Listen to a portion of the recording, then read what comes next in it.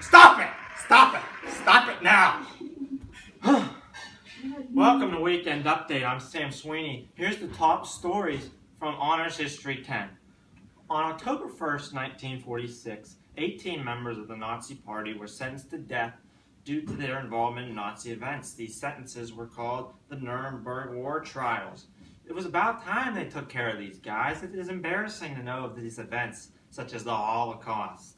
But it is important for all of us to learn of these events. World War II commenced in 1945.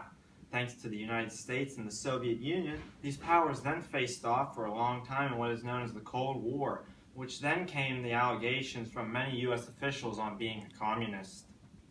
Heck, I was an hour late for this broadcast and I'm accused of being a spy. Well, I say you're a spy for that. I'm talking to you, camera guy. I'm a communist. I'll have to make some phone calls then. Oh, geez. You got a communist on the camera. Wow. With the Cold War also came the atomic age, where countries threatened each other with nuclear energy. It would be pretty obvious when a bomb was coming over here. All you had to do was look in the sky and say, "That is not a bird. That is not a bird." But just remember, America, duck and cover. 1950s brought a new spin to things in America. It was now alright to do a dance in the middle of the street or to turn on your TV and watch the one channel you had. If you didn't do that stuff, well, you're a communist. That's right, Brady Shaw. How are you doing? At this point in time, there needed to be an end to discrimination against blacks. So a nice, beautiful man named Martin Luther King decided to drive the bus for racial equality for his mighty fine race. There wasn't really a bus, but, you know, it wasn't like they were driving a Benz or anything. It was not easy for Dr. King, as he was arrested many times for fighting for what he believed in. In fact, many blacks were arrested for drinking from a water fountain that said whites on it. I don't see what's wrong with that. If I'm thirsty, I'm going to drink the water. I'm going to drink the water I want. Okay? Obviously, if blacks were being arrested for simply drinking water, you would have to imagine that protesting was rather difficult. So African Americans had protests where they wouldn't ride the bus. They finally learned that walking is better for you than sitting on a bus with a bunch of racists.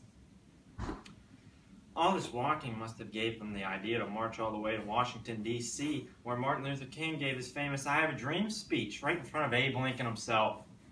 I'm sure Honest Abe was blowing kisses at Dr. King on that day. I can feel Honest Abe kissing me on the cheek right now. Thanks, Abe. Thanks, Abe. Although there were protests off the buses, there were also freedom rides where African Americans rode the buses and sat where they wanted to. If I was an African American at the time, I'd probably invest in a bike or a unicycle, but, you know, that's what it is. Time went along, and so did the idea of black power and saying black is beautiful. It truly is. I mean, look at these beautiful glasses I have here. They're amazing. Just amazing. In the 1960s came, and a new face graced the White House, and his name was John F. Kennedy. His campaign was all about this new thing called the New Frontier. My question is, what and where is the old frontier? I mean, what happened to it? Unfortunately, JFK was assassinated by Lee Harvey Oswald, he was then assassinated by Jack Ruby.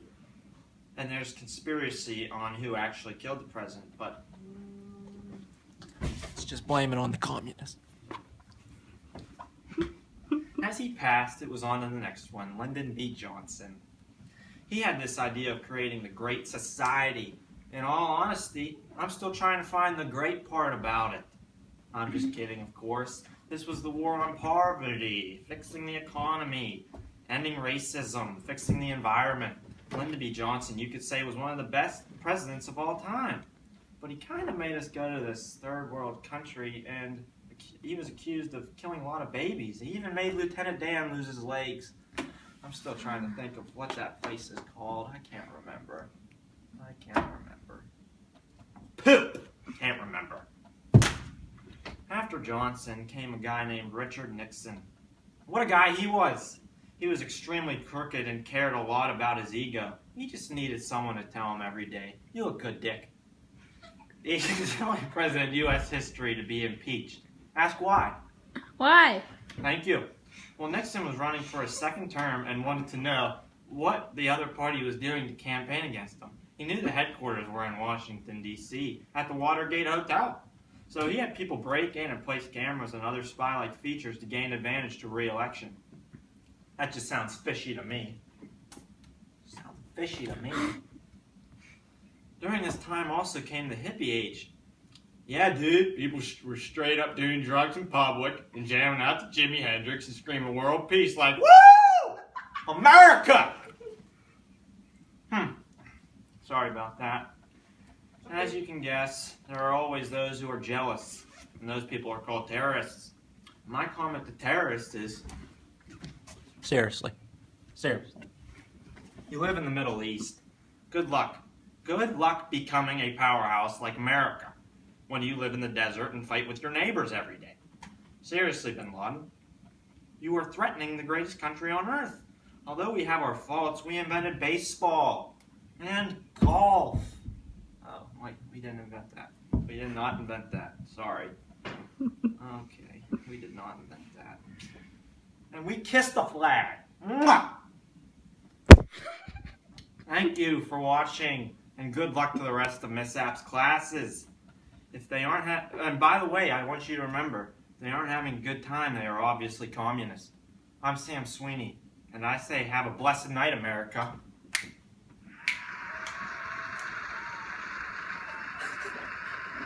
Let's watch it. Stop!